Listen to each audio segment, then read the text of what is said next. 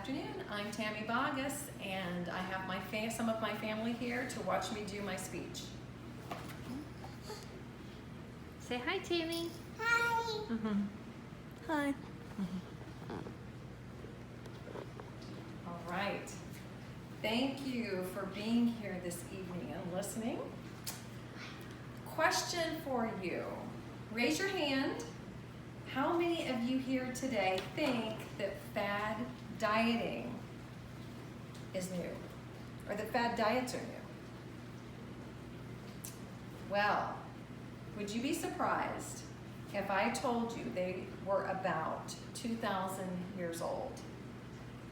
So let me ask you, if humankind has been dieting for about the past 2,000 years, why have we not had more success in weight loss?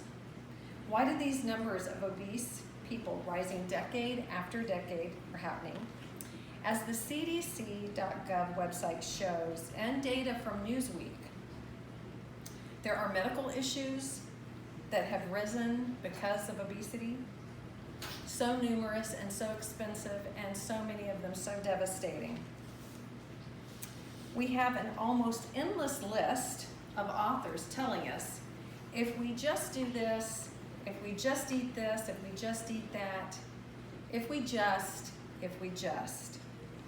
Imagine the money that has been made in the sale of these books. I've got one here, the Fiber 35 Diet, the Keto Diet, and we're all familiar with the Atkins diet. Those are just a few. Well, we've spent a lot of money, and has it gotten us anywhere? What is the answer to this problem?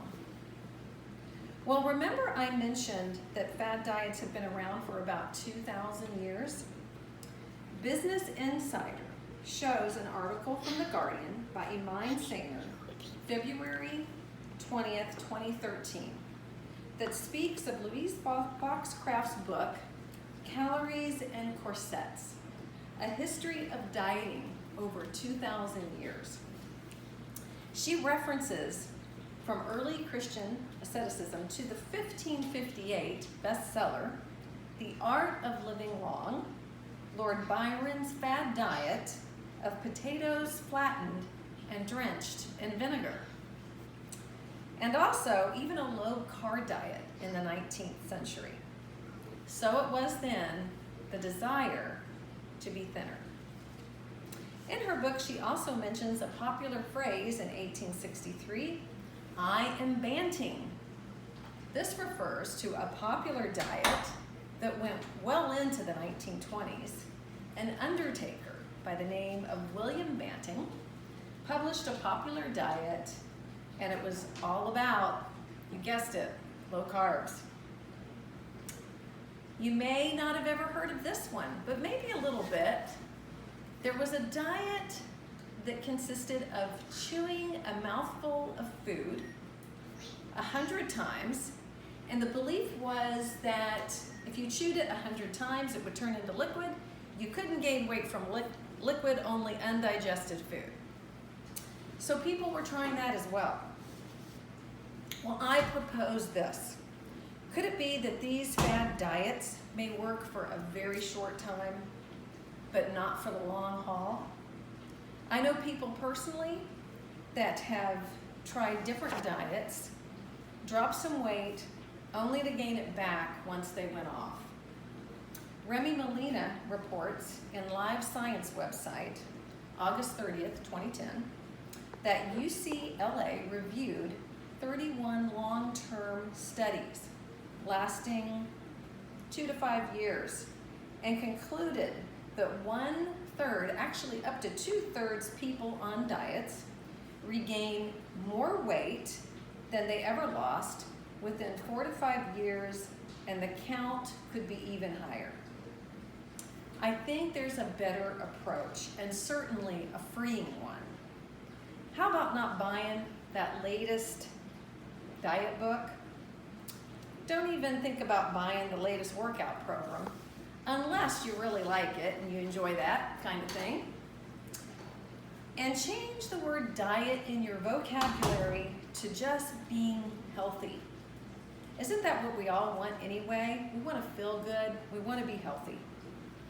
Think of the money you could save by not buying these specific diet foods that you might need to buy that you wouldn't otherwise buy. You will live less stress because let's face it, folks, dieting can be stressful. You won't need to pre-plan going out when you go out to eat occasions. Now, how do we put these thoughts and attitudes about food? How do we put this into practice? It's very simple. Don't deprive or deny yourself of food. Hippocrates, a Greek physician considered one of the most outstanding figures in the history of medicine, he understood the basic principles of health, and that they were food and exercise. And more recently, internationally known sports nutritionist Nancy Clark basically says that diets that have many rules and regulations should just be avoided. It's almost certain that it can't be maintained over a lifetime. So eat and enjoy your food. Just eat in moderation. Maybe skip the second or third helping. You can be a healthier you by making a few wise choices, but don't sacrifice yourself to only the fruits and vegetables. The key is moderation and finding a physical activity that you enjoy. These healthy lifestyle actions can and will bring about a better you. A daily, wonderful walk, physical activity that you enjoy will bring about some permanent weight loss. Thank you for your time.